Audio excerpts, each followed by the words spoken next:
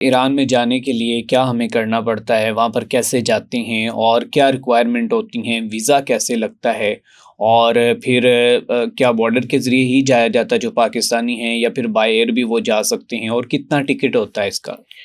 सबसे पहले तो आपको वीज़ा चाहिए, जो कि आप ईरानियन कॉन्सुलेट लाहौर में भी है, इस्लामाबाद में भी है और ठीक है। हर बड़े शहर में मौजूद है।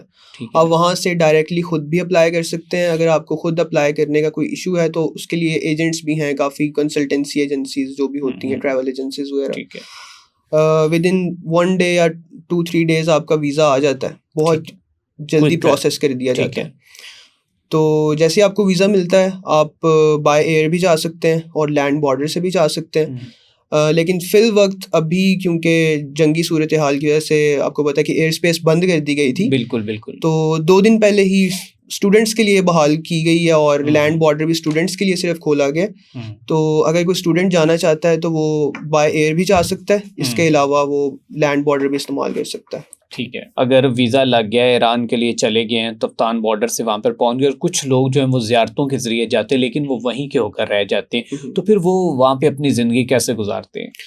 देखिए, उनका जो बेसिक गोल होता है वो ज़ियारतें नहीं होता, जो वहीं पे रह जाते हैं। या उन्हें ईरान इतना पसंद आ जाता है, ये कह सकते हैं कि ईरान पहुंच के वो देख के कहते हैं कि यार बस यहीं पे ही रह जाएं, वापस ना ही जाएं तो बेहतर है। अच्छा। तो जब वो वहाँ जाते हैं तो यहाँ से तो वो ज़ियारती वीज़ा या टूरिस्ट वीज़ा ही लेके जाते हैं ऑब्वियसली, लेकिन फिर वहाँ जाके उन्हें अगर कोई ऑफ़र इस तरह की हो जाती है, कोई जॉब की, या फिर क्योंकि पाकिस्तानियों के लिए वहाँ पे बहुत ज़्यादा अपॉर्चुनिटीज़ अवेलेबल हैं, लेकिन वहाँ का प्रोसेस कुछ इस तरह का है कि आप वहाँ का रेजिडेंस परमिट ईज़िली नहीं मिलता है, वर्क परमिट, या उनको प्रॉपर गाइडेंस नहीं मिलती है। ठीक है। तो फिर वहाँ पे वो इलीगल होके रह जाते हैं। ठीक है। तो वो इल्लीगल होने के बाद अगर कहीं वो बाहर पकड़े जाते हैं, पुलिस के हाथ में आ जाते हैं, तो उसके बाद पुलिस उनके साथ क्या सलूक करती है? देखिए, पाकिस्तानियों के लिए स्पेशली एक नरम गोशा कह सकते हैं। ठीक है। कि वो मौजूद है वहाँ की पुलिस में भी। ओके। 1-2 मरतबा पिछली जंग में 12 रोज़ा जो जंग थी उसमें हमारे साथ हमारा एक दोस्त है वहीं पे, उसका वीज़ा एक्सपायर हो चुका था। तो दौरान जंग 12 रोज़ा जंग अभी पहले 6वां या 7वां दिन था, तो हमें पुलिस ने रोक लिया। वो पुलिस भी नहीं थी, रेंजर्स थे वहाँ के, जैसे लाइक यहाँ पे रेंजर्स होते हैं, वहाँ पे उन्होंने रोक लिया हमें। एंड दे इंक्वायर्ड कि आप कहाँ से हैं और ये वो। हम पाकिस्तानी थे, तो उन्होंने हमारी बहुत इज्जत की और उन्होंने कहा कि पाकिस्तानी आदम खूबी हस्तन, यानी कि पाकिस्तानी बहुत अच्छे लोग हैं, तुम लोग जाओ। अच्छा, हमें चेक भी नहीं किया उन्होंने। ठीक है। अच्छा, अगर वहीं पे अगर कोई इंडियन होता तो इंडियन के साथ वो क्या सलूक करते?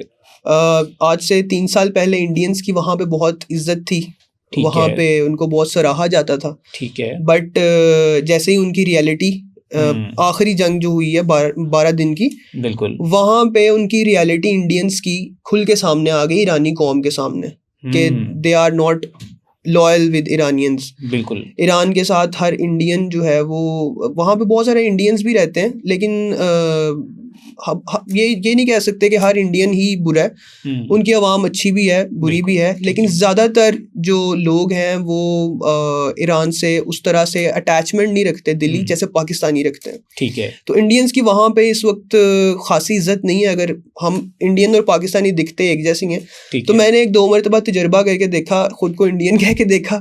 1-2 लोगों के जो ये ड्राइवर्स होते हैं ना गाड़ियों के, लाइक हमारे पास इन ड्राइव चलती है और वहाँ पे एक सर्विस चलती है स्नैप के नाम से। ठीक है।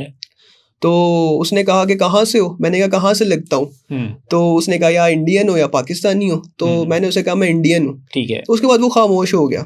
अच्छा, लाइक उसको एक सख्ता तारी हो गया, सख्ता तारी हो गया कि बस कौन ठीक बंदा है, मेरे साथ बैठ गया। ठीक है। अच्छा, बस ठीक है, बैठा हुआ है खामोश, वो ना मुझसे बात कर रहा है और ना कुछ। फिर मैंने थोड़ी देर बाद उसको कहा कि यार मैं पाकिस्तानी हूँ, ये देखो मेरा पासपोर्ट। तो बहुत खुश हुआ और उसने मुझे वेलकम किया। जी ईरानी था। अच्छा, तो आप फिर जब उनसे कन्वर्सेशन होती है तो कौन सी आपकी लैंग्वेज होती है? हम पर्शियन बोलते हैं। मैंने पर्शियन वहाँ से सीखी है और ज़्यादातर पर्शियन ही यूज़ होती है। इंग्लिश के बहुत कोई चंद सेंटेंसेस हैं जो ईरानियों को आते हैं। अच्छा, तो ईरान में जो लोग हैं, जो वैसे आम तबका है, उनकी इंग्लिश कोई पाकिस्तानियों की तरह जो वीक है या फिर वो? देखिए, पाकिस्तानियों की इंग्लिश बहुत अच्छी है। ठीक है। अभी जो जेन जी आप कहते हैं, जेन जी जो आ रही है बहुत अच्छी है, बिल्कुल ऐसे ही। पाकिस्तानियों की भी बहुत अच्छी है। और जेन जी कोई स्पेशल कुछ लोग हैं वहाँ पे, वहाँ देखा है कि कुछ लोगों की जेन जी से जो तबका ताल्लुक़ रखता है उनकी इंग्लिश वहाँ पे थोड़ी अच्छी है। और वो भी इस तरह से कि वो इंस्टाग्राम और वो चीज़ें जब सोशल मीडिया यूज़ करते हैं तो वो खुद से सीखते हैं। बाकायदा वहाँ पे इंग्लिश के लिए आपको इतनी तदरीस नहीं दी जाती जितनी आपको फ़ारसी सिखाई जाती है। हर सब्जेक्ट आपका फ़ारसी में, पर्शियन में होता है।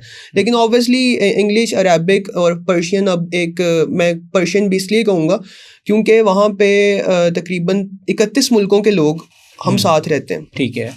स्टूडेंट्स जो हैं, ठीक है। और 31 के 31 मुल्कों के लोगों को पर्शियन फर आती है। अच्छा, हाँ जी, ठीक है। तो पर्शियन आज नहीं तो 5 साल या 10 साल को एक ग्लोबल लैंग्वेज बनने वाली है, जो मुझे नज़र आता है जिस तरह से वो अपनी लैंग्वेज पे काम कर रहे हैं। ठीक है। तो इंग्लिश चलती है लेकिन बहुत ज़्यादा कॉमन नहीं है।